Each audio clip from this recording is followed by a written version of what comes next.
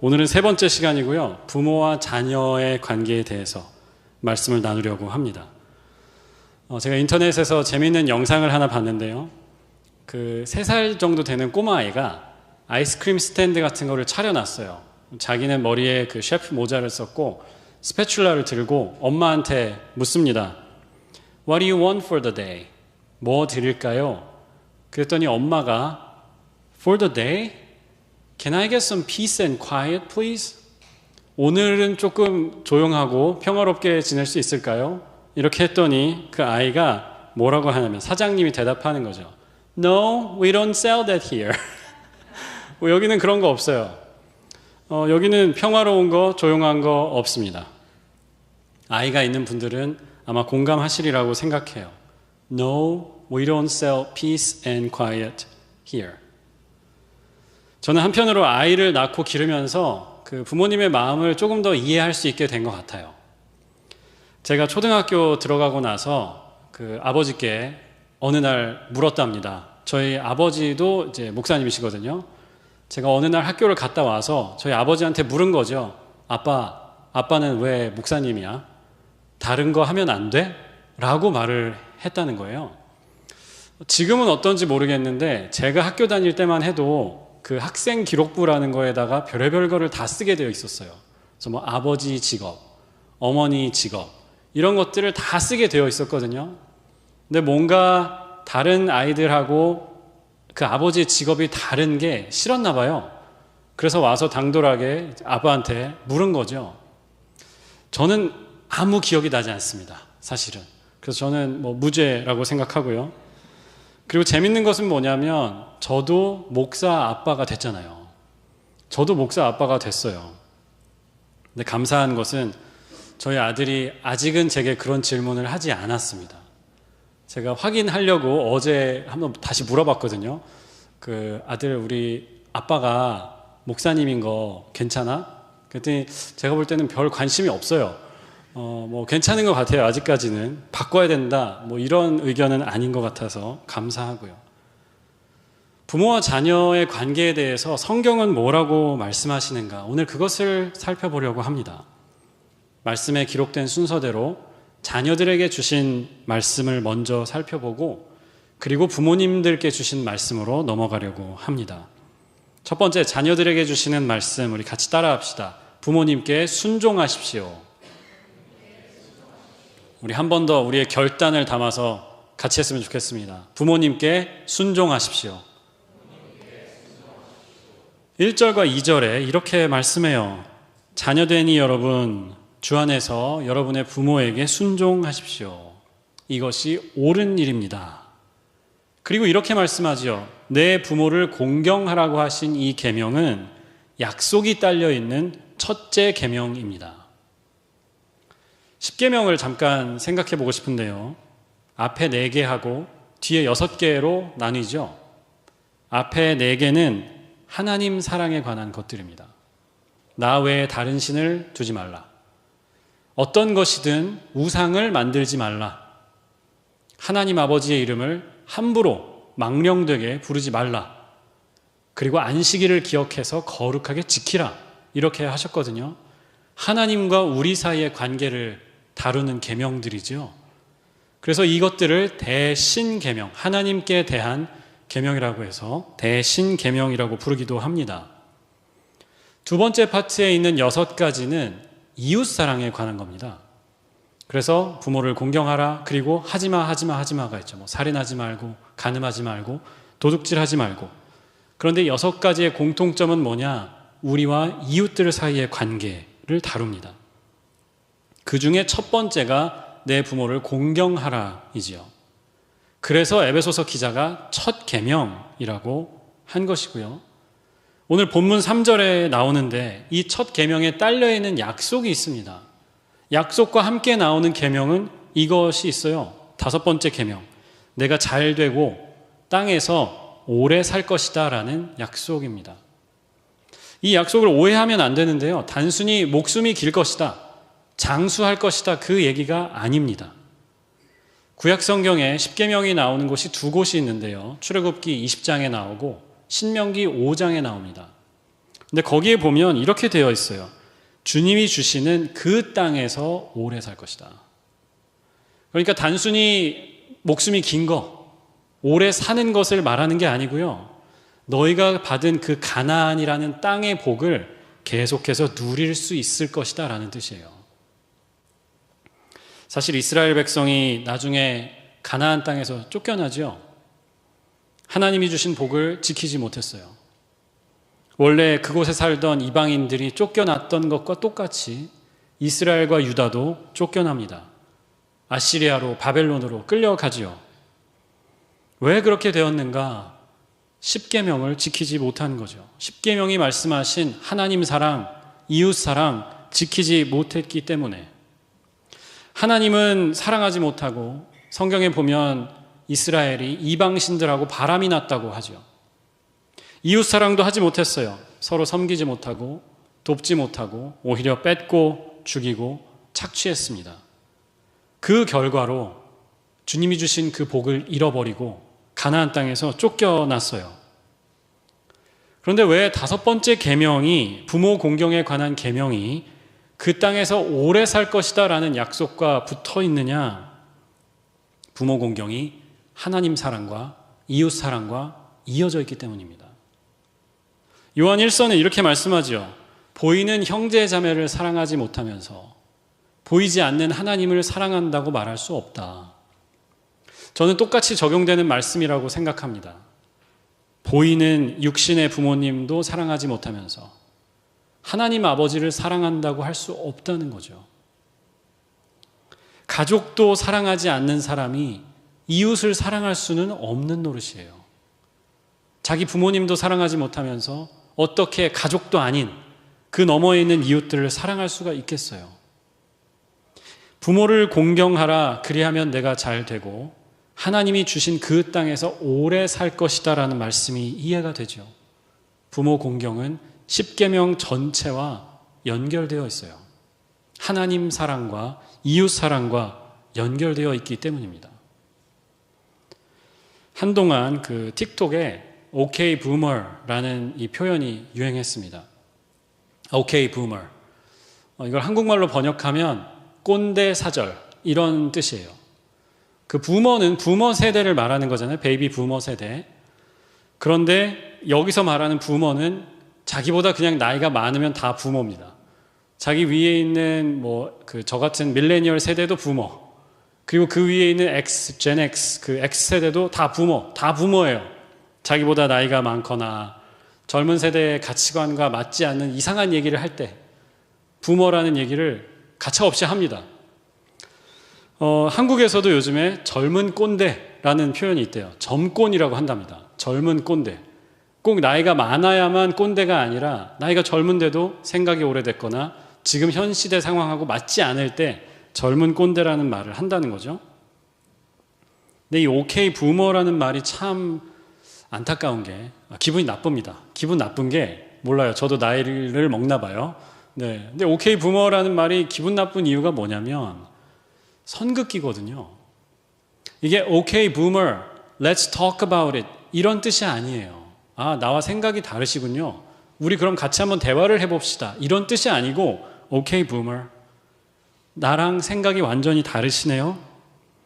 무슨 말을 하든 듣지 않을 겁니다. 이런 뜻이에요. 나하고 당신은 완전히 달라요 라는 뜻이에요. 이게 안타까운 건 뭐냐면 이 말이 젊은이들 사이에서 그냥 쿨하고 재밌고 참신한 이런 걸로 여겨졌다는 거예요. 제가 지금 읽고 있는 책이 있는데 마음을 따르지 않을 용기라는 책입니다. Don't follow your heart 라는 영어 제목이고 번역이 되어서 마음을 따르지 않을 용기라는 책이 나왔어요. 자기 중심성에 대한 책이죠. Self-centeredness. 성경이 이 자기 중심성에 굉장히 반대하시거든요. 자기 중심성 버려야 된다고 하세요. 하나님 없이 자기 혼자 사는 것 안 된다라고 하시고요. 나만 잘 살면 돼.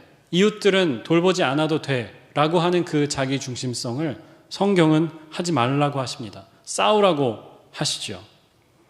근데 이 자기 중심성에 관한 책인데 그 챕터 중에 하나가 OK Boomer라는 챕터가 있어요. 저자의 논리가 재밌습니다. 지금 젊은 세대들은 마치 이전 시대가 하는 말은 그저 낡아빠진 거, outdated, 더 이상 필요 없는 걸로 그냥 여긴다는 거예요. 그러면서 성경이 말씀하는 것들 중에 뭔가 옛날 얘기 같은 이야기들이 있거든요. 우리 지난주에도 또 나눴지만 뭔가 지금의 가치관하고 맞지 않는 것 같은 얘기만 나오면 그냥 오케이 부머, 그리고 선긋기를 해버린다는 거죠. 안 들을 거야. 필요 없어. 우리와 맞지 않아. 라고 하고 끝난다는 거예요. 목욕물 버리다가 아기까지 버릴 수 있다라고 경고해요. 오케이 부머라는 말에도 자기 중심성이 들어있죠. 남들이 뭐라고 하든 내 맘대로 할 거야. 어른들이 혹은 전통적으로 우리 사회가 이렇게 해놨던 것들 다 필요 없어. 내가 맞다면 맞는 거고 내가 틀리다면 틀린 거야 라고 얘기한다는 거예요. 그런데 이 저자가 재밌는 얘기를 하는데 자기 중심성만큼 오래되고 진부한 아이디어가 없다라고 거꾸로 얘기를 해요. 그러니까 옛날 게 싫다고 하면 사실은 자기 중심성도 거부해야 된다는 거죠.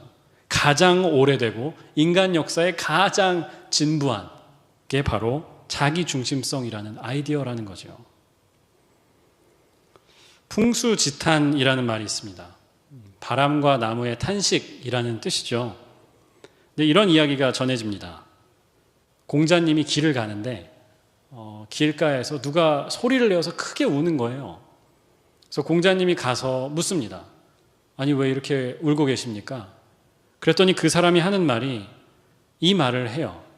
한자어인데 수욕정이 풍부지 자욕양이 친부대라는 말을 합니다. 수욕정, 여기 이자는 접속사죠. but이란 뜻이고 수욕정, 나무가 가만히 있고 싶어 하는데 풍부지, 바람이 그치지 않는다. 자욕양, 자녀들은 부모님을 공양하고 싶은데 돕고 싶은데 그러나 친부대, 부모님들이 기다려주지 않는다라는 뜻이에요. 저희 그 할아버지께서 작년에 소천을 하셨어요. 만 93세가 거의 다 돼서 소천을 하셨는데 그 6.25 때 호적을 바꾸셔가지고 군대를 안 보내시려고 저희 고조 할아버지께서, 저희 할아버지의 할아버지께서 저희 할아버지의 이제 호적을 바꿔서 호적상으로는 나이가 더 많으세요. 그러니까 거의 호적 나이로는 100살이 되셔서 돌아가셨어요. 근데 그 전해 여름에 2년 전 여름이죠.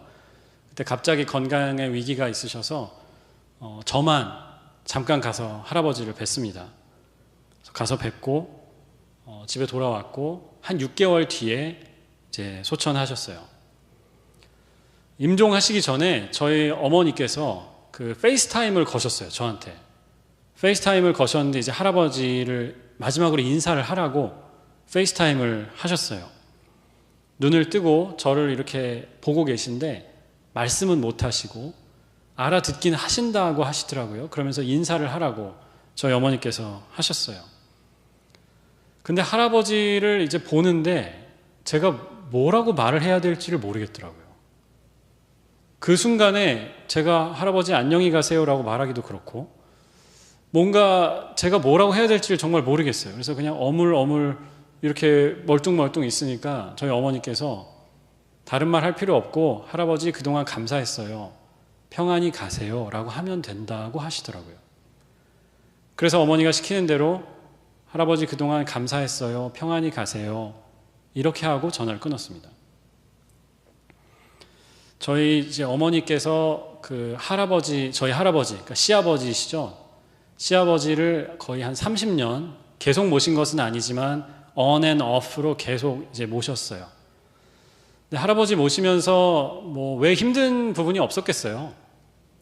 당연히 힘든 부분이 30년을 하시니까 힘드시죠. 근데 그런 힘든 일이 있으실 때마다 저한테 그렇게 말씀하셨어요. 선웅아, 엄마가 힘든데 내가 이거 왜 하는지 아니? 나는 다 받을 거 받았고 나는 누릴 거 다 누렸어. 너 때문에 하는 거야. 너네들 때문에 이거 지금 하고 있는 거야. 그 부모님의 사랑이 얼마나 큰가? 자기는 힘들어도 자식들을 위해서 부모님을 모시는 그 부모님의 사랑. 부모님과의 관계에서 어려움을 느끼는 분들이 계실지 모르겠어요. 혹은 부모님에 대해서 뭔가 안 좋은 추억을 가진 분들도 계실 거라고 생각합니다. 하지만 기억했으면 좋겠습니다. 부모님과 맞지 않을 때, 뭔가 이렇게 말이 통하지 않을 때마다 그렇게 생각하면 어떨까요? 하나님은 내가 잘 되게 하기 위해서 부모님을 주신 겁니다. 하나님은 부모님을 나한테 주시면서 내가 지금 받은 복, 내가 누리고 있는 복을 계속해서 누리게 하기 위해서 부모님을 주신 거다. 그렇게 생각하면 어떨까 싶어요. 부모님께 순종하는 것, 약속 있는 첫 계명인 줄을 믿습니다. 약속된 복을 넉넉하게 누리는 여러분들 되시기를 주님의 이름으로 축원합니다. 오늘 두 번째는 부모님들에게 주시는 말씀이지요. 4절을 함께 읽겠습니다. 에베소서 6장 4절의 말씀. 또 아버지 되니 여러분, 여러분의 자녀를 노엽게 하지 말고 주님의 훈련과 훈계로, 저만 읽고 있어요. 그렇죠? 저만 아버지인 게 아닌데 우리 다시 한번 다 같이 6장 4절. 또 아버지 되니 여러분, 여러분의 자녀를 노엽게 하지 말고 주님의 훈련과 훈계로 기르십시오. 아멘. 그 아이를 키우면서 그런 생각을 했습니다. 제가 이 조그만 애를 보면서 내가 아닌 어떤 사람을 이렇게 사랑할 수가 있구나. 제 아내가 이제 뒤에 앉아 계신데, 네. 그 아이를 낳고 그런 생각을 했어요. 야, 내가 얘를 어떻게 이렇게 사랑할 수 있나라는 생각을 했고요. 그와 동시에 드는 생각이 뭐냐면, 내가 이 조그만 애한테 왜 이렇게 화가 나는 걸까? 내가 이 조그만 애한테 아무것도 모르고 아무것도 못하는 애한테 왜 이렇게 내가 화가 날까? 라는 생각을 동시에 했어요. 얼마 전에 뉴스에 그런 기사를 봤습니다. 한국에서 그 초등학생들 장래 희망을 조사해서 순위를 발표했어요. 근데 그 기사가 뭐였냐면 몇십 년 만에 처음으로 공무원이라는 직업이 10위권 밖으로 밀려났다라는 그런 기사였습니다. 무슨 말이냐? 초등학생들 장래 희망을 물어보면 공무원이 항상 10위권 안에 있었다는 거죠. 되게 이상하지 않습니까? 저는 되게 이상해요. 10살짜리 애들한테 이제 커서 뭐가 되고 싶어요? 뭐 장래 희망이 뭐야? 라고 물어보면 공무원이 될 거예요. 저는 공무원이 되고 싶어요. 왜 공무원이 되고 싶어? 물어보면 안정적이니까요. 정리해고될 염려가 없으니까요. 저는 그래서 공무원이 되고 싶어요. 이상하지 않습니까? 10살짜리 아이들이 되고 싶은 게 공무원이다. 저는 너무 이상합니다. 뭐 우주비행사, 소방관, 뭐 군인, 과학자, 뭐 여학생들 운동선수, 그러니까 체조선수, 뭐 발레리나 이런 거가 나와야 맞죠. 공무원이 되고 싶다. 저는 되게 이상하게 느껴져요. 아이들의 꿈은 아니었을 거예요. 불안한 시대를 살아온 부모님들의 꿈이었겠죠. 그 부모님의 꿈을 아이들이 꾸면서 살고 있는 겁니다. 노벨상 수상자 가정을 조사했습니다. 특별히 어떤 아버지들을 뒀는지, 아버지들과 어떤 관계를 맺고 있는지 조사를 했어요. 그런데 놀랍게도 50% 그 노벨 수상자의 아버지들이 50%가 일찍 돌아가셨어요. 저는 웃긴 얘기라고 생각했는데 일부에서도 아무도 안 웃더라고요. 되게 시리어스하게 저를 이렇게 쳐다보셨어요. 이 얘기를 어디서 찾았는데 출처를 못 찾았습니다. 그래서 우스갯소리라고 생각하시면 되겠고, 오늘 말씀은 부모님들에게 도전하시죠. 주님의 훈련과 훈계로 기르라. 저는 이 말씀이요, 그 앞에 나와 있는 너희 자녀를 노엽게 하지 말라. NIV는 어떻게 푸냐면 Do not exasperate your children. 그러니까 아이들이 많이 열받게, 정말 많이 화나게 하지 말란 뜻이에요. 이 말씀하고 연결되어 있다는 생각을 합니다. 왜 우리가 자녀들에게 화를 내고 자녀들에게 아이들을 실망시키느냐? 우리의 꿈으로 아이들을 키우려고 하기 때문에 그런 거죠. 하나님이 이 아이들 한 명 한 명을 유니크하게, 고유하게 빚어주셨는데 우리가 어른의 눈으로 아이들을 우리 마음대로 빚으려고 하니까 그런 거죠. 그런데 그게 잘 안 돼요. 자식은 마음대로 안 됩니다. 잘 안 되니까 자꾸 아이들을 노엽게 하는 게 아닐까. 나는 부모로서 아이들이 이런 길로 갔으면 좋겠는데, 물론 그게 좋은 길이라고 생각하니까 우리가 이야기하죠. 하지만 때로는 우리가 다 이루지 못한 꿈도 들어가 있는 것 같고, 우리가 살면서 느꼈던 아쉬움도 들어가 있는 것 같아요. 그러면 답답하죠. 우리도 짜증나고 아이들도 짜증나게 하는 거죠. 주님의 훈련과 훈계로 기르라는 이 말씀은 아이들이 내 것이 아니라는 것을 인정하라는 겁니다. 하나님의 자녀인 것을 기억하라는 말씀이에요. 내 마음대로 할 수 있는 내 것이 아니에요. 하나님의 것이고요. 우리에게 잠시 맡겨주신 것뿐입니다. 이 아이들이 사랑받을 자리가 필요해서, 또 아이들을 통해서 우리도 깎이고 다듬어지게 하기 위해서, 우리가 인격적으로 성장하게 하기 위해서 하나님께서 우리에게 잠시 맡겨주신 것뿐이에요. 자녀들이 자라면서 가장 많이 하는 질문과 기도가 있다면 아마 이것일 거라고 생각합니다. What am I here for? 내 인생의 목적은 뭘까? 나는 여기에 왜 사는 걸까? 하나님의 부르심은 뭘까? 이런 고민을 아이들이 제일 많이 하게 될 거예요. 사실은 부모인 우리들도 이 같은 질문과 기도를 해야 한다고 믿습니다. 그래서 부모로서 우리도 우리가 가진 욕심을 내려놓고, 내 생각과 경험도 내려놓고, 하나님께서 우리 자녀들에게 주신 목적을, 그 꿈을 우리도 받아들일 수 있게 기도하고 질문해야 한다고 믿습니다. 아이들을 향해 품으신 하나님의 뜻에 우리가 순종할 수 있게 기도해야 합니다. 오늘 결론입니다.